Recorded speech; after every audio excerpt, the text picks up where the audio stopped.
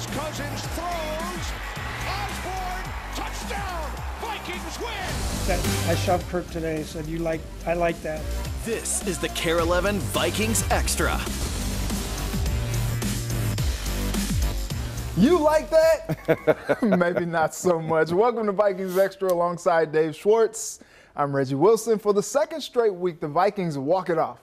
And for the second straight week, it probably shouldn't have come down to that day. Yes, but the real question is, as your parents used to tell you, have you learned anything from the situation? And have the Vikings, this is the fifth game this season that has come down to the final moments. Today, it's Cousins leading the team down the field when it counts. A few nice passes to the usual suspects, Jefferson, Thielen, and then an absolute dime to KJ Osborne, who, as you saw in the open, had the perfectly correct celebration. Absolutely. Over the last 3 games, Osborne only has 8 catches for a total of 66 yards and no touchdowns. Well, he backed that up in a big way today. 6 grabs, 78 yards, and that game winner that you're watching right there, really showing what he can do in that third receiver role, coming up with clutch catches when the team needed him the most. I knew, that corner of the end zone couldn't be open, so I sprinted, didn't get touched. I seen it was me one-on-one with the safety, so I tried to set him up a little bit and planted and sprinted. And I knew Kurt would probably leave me a little bit because there was some room over there. And I turned and it was up. And it was my turn to make a play, so that's what I did. I just made a play. Obviously, it was a huge play, but it felt really good. I just felt like I put it over his head, and let KJ go get it. What I loved was KJ's ability to go get it and then his ability to finish, and not let it be down on the one, but to actually say, he's in. I think that's, a great example of KJ's ability. And we love to see it. Welcome back to the show. Dalvin Cook, though. This week we really saw how frustrated he was not to be able to chef it up these last couple games. He was not just content to sit out again with that ankle injury to go into the bye week. Instead of taking more time to try to heal up before the big Halloween game against the Cowboys, Cook gave it a go today, and man, did he look good. And man, did the Vikings ride him. 29 carries, 140 yards, and that touchdown. He's clearly not 100% out there, but there were some runs that he looked like the Dalvin we all know and love. We got to respect that grit. A couple of weeks off, come back and take 30 carries, but I was prepared. I've been working my tail off in the training room, just making sure my body's in shape mentally and physically. So I told Coach, I was like, I'm ready. Give me the ball. You ain't got to hold back. Just give me the ball. And they believe in me around here, so I appreciate them for that. Just believing in me, and I'm just glad we got that win and going into the bye week with the momentum. All right, where are all you Kirk Cousins haters now? Put your hands down. Kirk was 33 of 48, 373 yards and 3 touchdowns. That's one more touchdown than he's thrown the previous 2 weeks combined, and Cousins looked good today. The touchdown to Adam Thielen was the perfect throw to the perfect spot that only Thielen could catch it.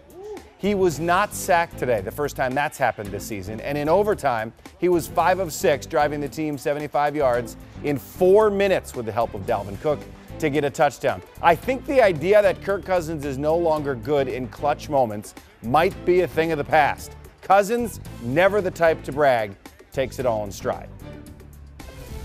He took all 4 quarters plus overtime, but did some positive things and used a lot of different guys in our offense to make a difference for us, which was great to see. So, we'll take this win, get back to 500 now, and go into the bye week, try to get some, healed up, and then, get ready for the big games up ahead. Hey, Dave, got a question for you. What's cooler than being cool? I know that one. It's ice cold, yes. All right? It's kind of been Adam Thielen over the last couple of weeks. 5 receptions for 86 yards, but boy, did that change today. Hey Ya, love that song. Thielen was back for sure today, and it's not a coincidence that the Vikings win when he's doing well. He's only had 3 touchdowns this season, which is a rarity for Thielen, but his 11 receptions today were more than he's had in the previous 3 games combined. A lot of that because defenses pick their poison. You guard Thielen more, JJ gets catches. You guard Double J more, Thielen's going to get his touches. It's a good problem, though, to have for the Vikings. Yeah, Clint Kubiak made more of an effort to get Thielen the ball early and often in the game. Starting on the Vikings' very first drive, he had 2 catches.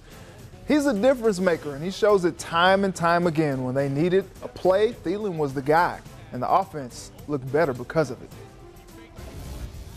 All right, time for folks to weigh in. We received an overwhelming response on Twitter and Facebook when we asked for your thoughts on today's performance, of course. It is a segment we call Take 11, where you summarize the game in 11 words, and we want to thank everyone who submitted and hear of some of the favorites that, of course, we can show you on television. Susan says, about time they play like the team we know they are.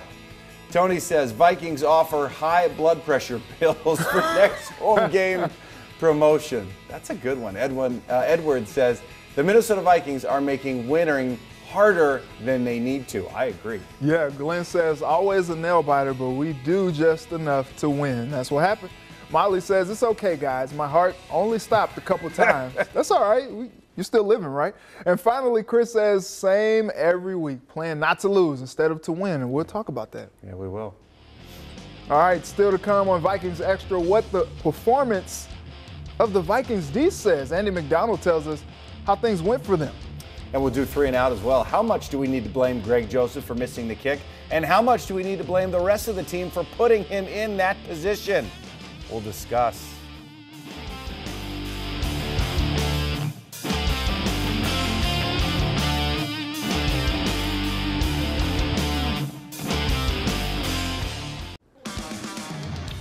In the NFC North, Green Bay visiting Chicago. Packers up by 3 in the third. Aaron Rodgers with all kinds of time hits Aaron Jones, and he makes it saucy for the 12-yard touchdown. Whoop!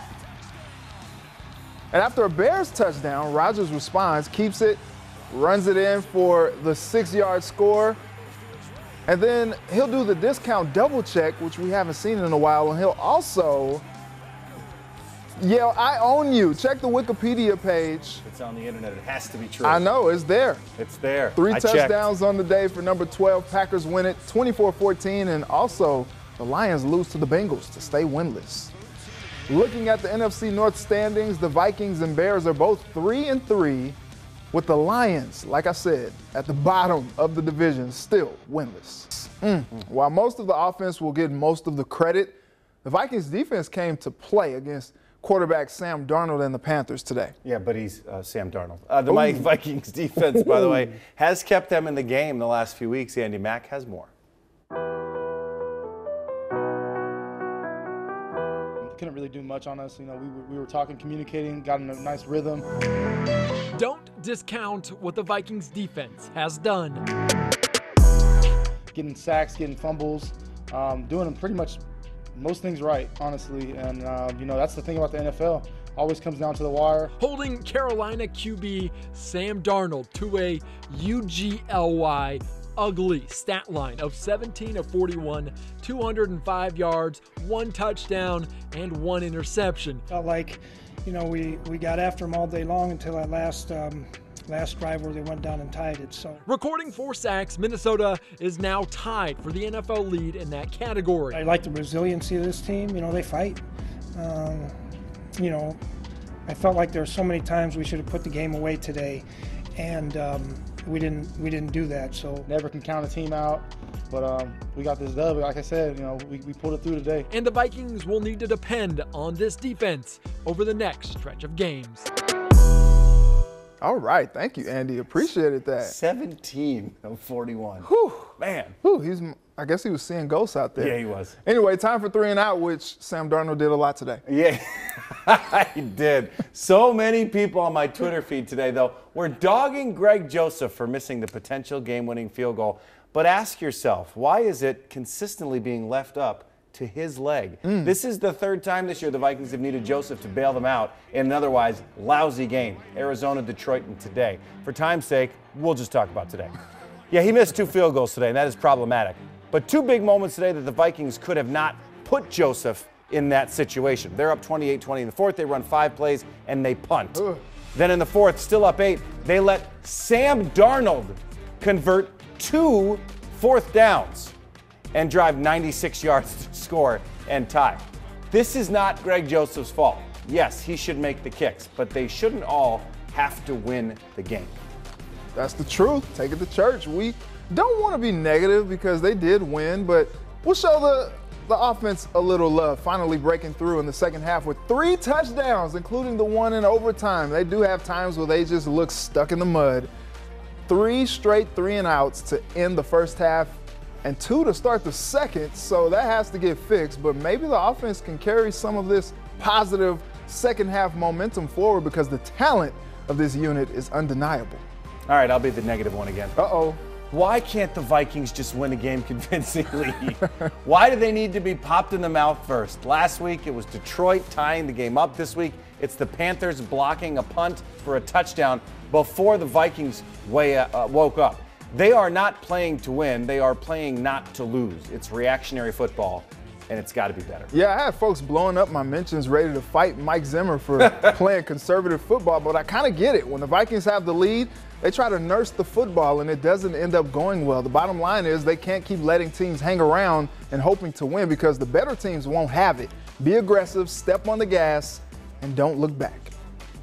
All right, the bye is now upon us, but what lies ahead for the Vikings after, Dave? Well, it's a murderer's row of opponents, I'll tell you that. You look at these teams coming up, at least 4 of these teams have playoff potential. Yeah, we got Vikings and the Cowboys, Sunday Night Football, Halloween. Then we got the Ravens, the Chargers, the Packers, the Niners, and the Lions. Thank goodness the Lions are in there. Get you to breathe a little bit. They might have a win by then. We'll see. They might, if they bite enough kneecaps off to do it. But for now, we all get to breathe and take a week off. Well, we don't get to take a week off. The Vikings do. Yeah, we'll see you again next week, but the Vikings won't because they got 2 weeks off before a big game against Dallas, who walked it off today against the Patriots. So it should be a fun one. We'll see you next week. Have a good night and a very blessed week.